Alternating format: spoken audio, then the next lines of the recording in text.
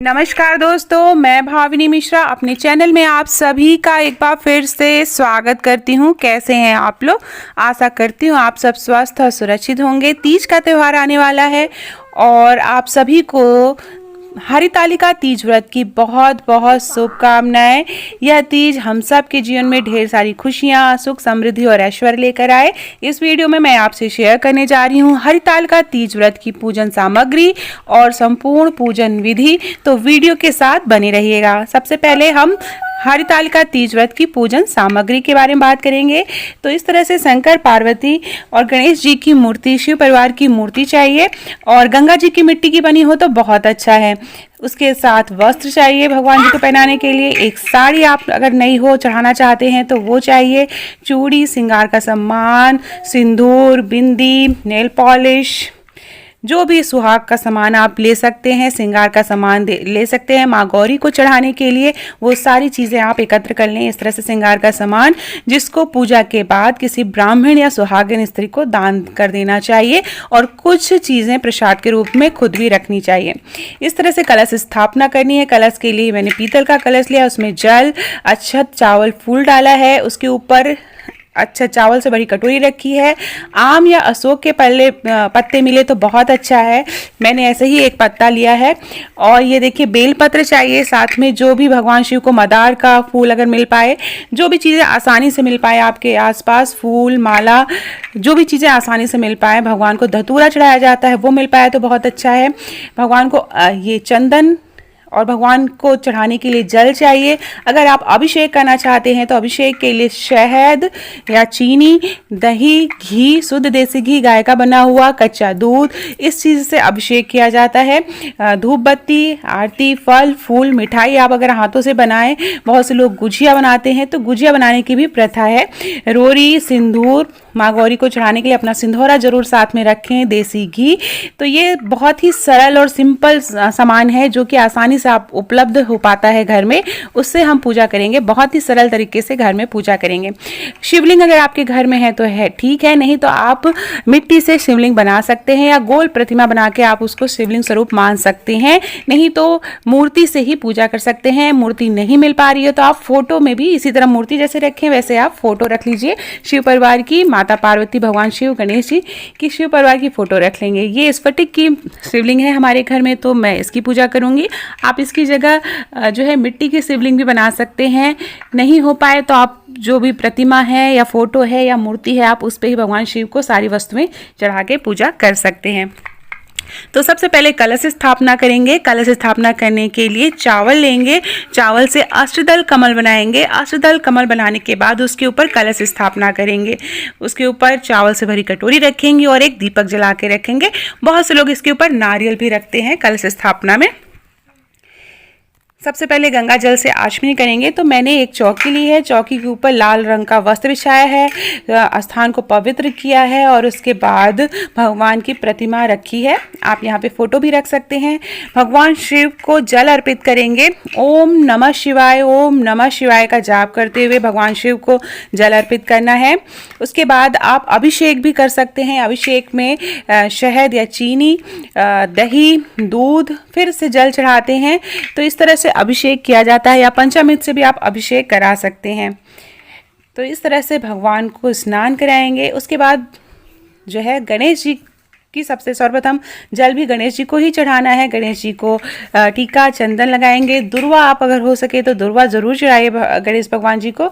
तो गणेश भगवान जी की सर्वप्रथम पूजा करेंगे, उनका हवन करते ओम गण गणपते नमो नमः आवाहन करते हुए हम फिर भगवान शिव, माता पार्वती को टीका लगाएंगे। जो हमने कलश स्थापना की है वहाँ पे हम रोरी से टीका लगाएंगे। इस तरह से जो भी पत्ते हैं उसमें टीका लगाएंगे। ओम नमो शिवाय, ओम नमः शिवाय का जाप करते रहना है। माँ गौरी को याद करते रहना है। अपने सुहाग को अमर रखने की भगवान से प्रार्थना करती रहनी है। अगर जो चीज़ें ना मिल पाए, आप एकदम सिंपल सरल तरीके से भगवान को सच्ची श्रद्धा से जो भी चीज़ें उपलब्ध हो पाए उसमें पूजा करिए। क्योंकि बहुत सारी जगहों पर, बड़े फ्लैटों में जहाँ पर रहते हैं, जैसे दिल्ली, नोएडा, वहाँ पर चीज़ें नहीं मिलती, आसपास सारी चीज़ें उपलब्ध नहीं हो पाती हैं। तो जो भी आसानी से उपलब्ध हो पाए आप उसी में भगवान की पूजा पूजा करें। सच्चे दिल से पूजा करनी है, निर्जला व्रत रहना है, निराहार व्रत रहना है। लेकिन अगर गर्भवती महिला है तो आप निराहार व्रत ना करें, फलाहार खा के व्रत रखें।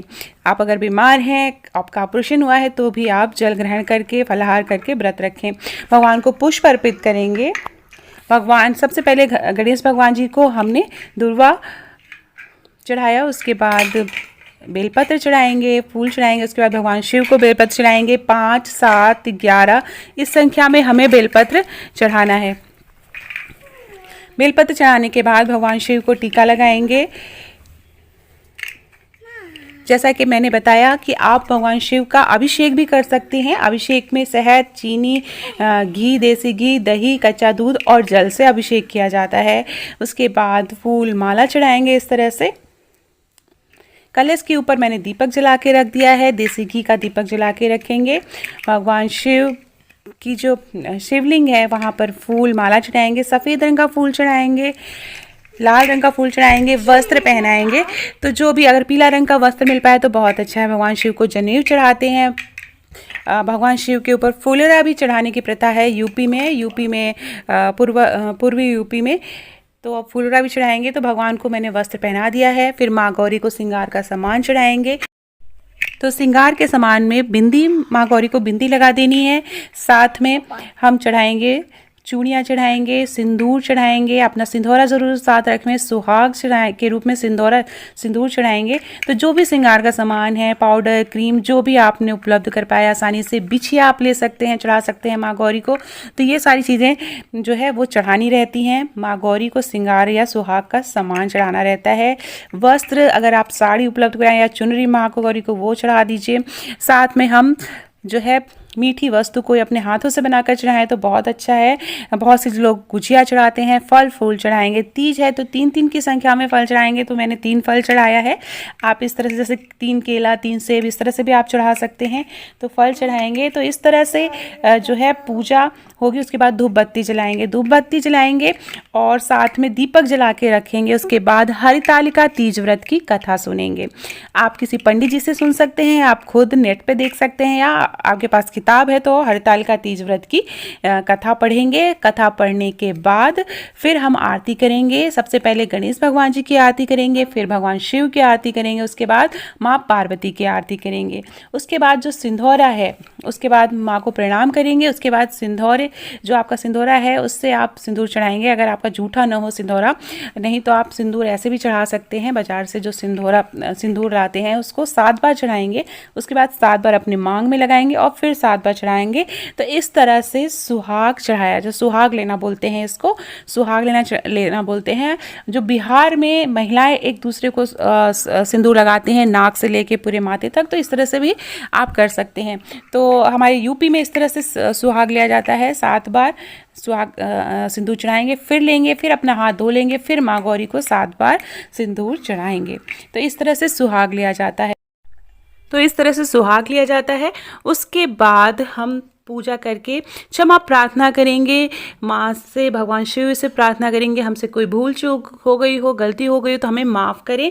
और उसके बाद जैसे कि देखिए मैंने साड़ी ली है तो आप साड़ी या वस्त्र चढ़ा सकते हैं, चढ़ा के आप ये किसी को दान दे सकते हैं, आप खुद भी पहन सकते हैं।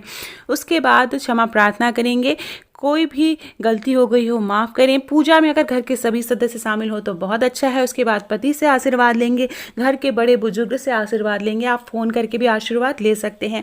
फिर अगले दिन सुबह उठना है, सुबह उठ के स्नान करना है। सुबह 4 या 5 बजे भोर में उठना है, स्नान करना है, फिर से यहीं पर पूजा करना है, आरती करना है। भगवान गणेश, माता पार्वती, भगवान शिव की आरती करनी है। उसके बाद पारण करते हैं। पारण करने में हमारे यहाँ चना निगला जाता है, जितने भाई हैं उतना चना निगल के पानी पिया जाता है और भगवान का प्रसाद ग्रहण करते हैं। उसके बाद जो भी सामग्री है आप चौकी हिला दें और उसके बाद जो भी सामग्री है उसे विसर्जन किया जाता है। विसर्जन मैं अगले वीडियो में बताऊंगी। तो आशा करती हूँ आपको मेरा वीडियो पसंद आया होगा। निर्जला व्रत रहना चाहिए, किसी से उस दिन किसी की निंदा नहीं करनी चाहिए, नेल नहीं काटनी चाहिए, बाल नहीं कटवाने चाहिए, आईब्रो। व्रत के दिन इस सारी छोटी छोटी चीज़ों का ध्यान रखना चाहिए। सच्चे मन से व्रत करिए। जो है माँ पार्वती, माँ गौरी हम सब पर अपनी कृपा बनाए रखें।